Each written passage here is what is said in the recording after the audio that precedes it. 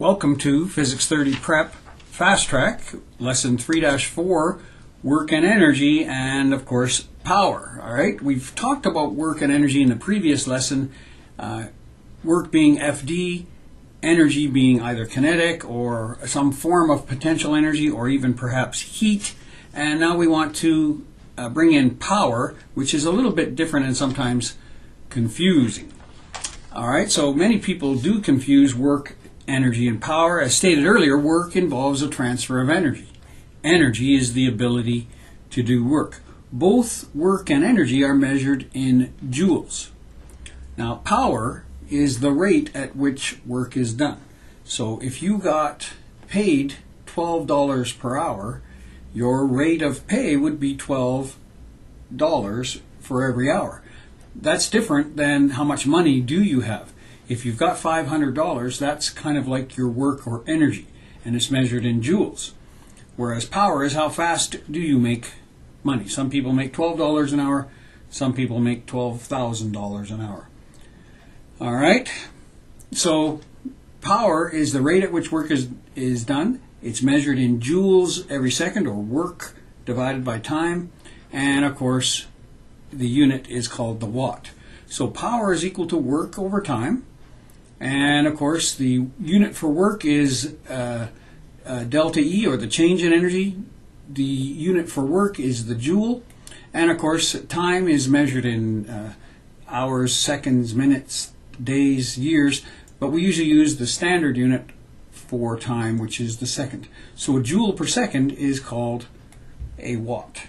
And so you often see on a power bill so many kilowatts of power are being used. Or if you buy a light bulb, the old style light bulb might have been 60 watts. The new ones that are more energy efficient are something like 13 or 14 watts, because some of the energy that they use with the old standard light bulbs, they would get very hot. So a lot of that energy that they were using was turning into heat.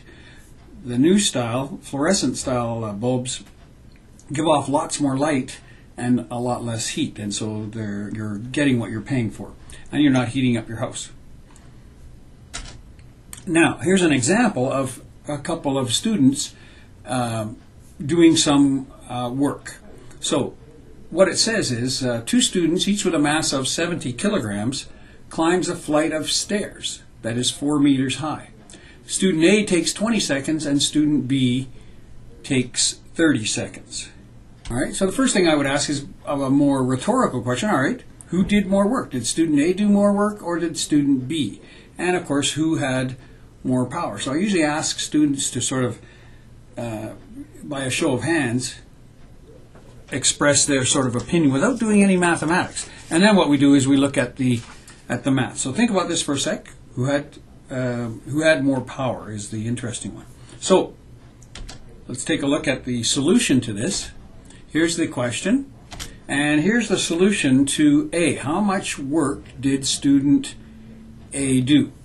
Well, student A took 20 seconds, but how much work did he or she do?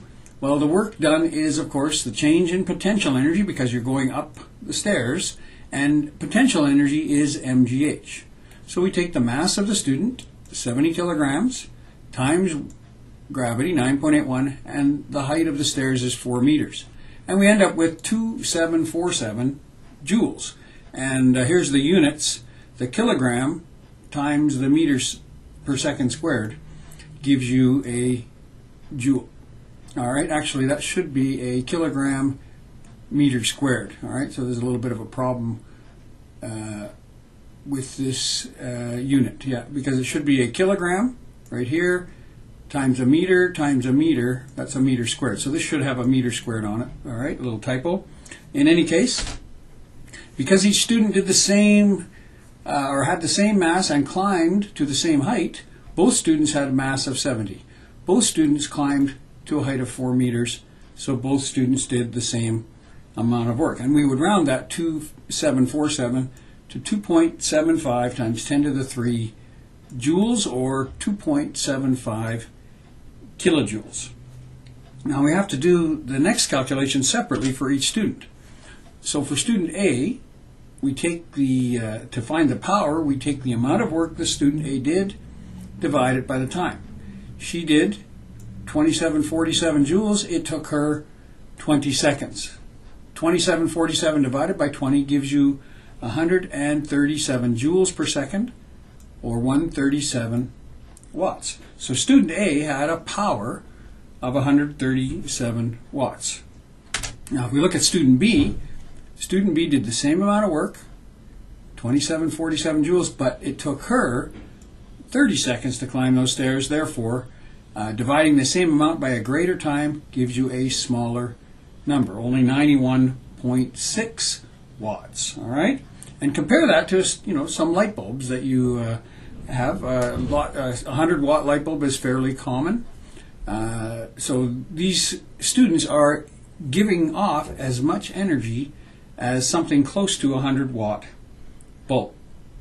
All right, so because student A did the work more quickly, he or she had more power. Student B had less power because it took longer to do the same amount of work. So work is measured in joules, power is measured in joules per seconds, or watts, and it's the rate at which work is done.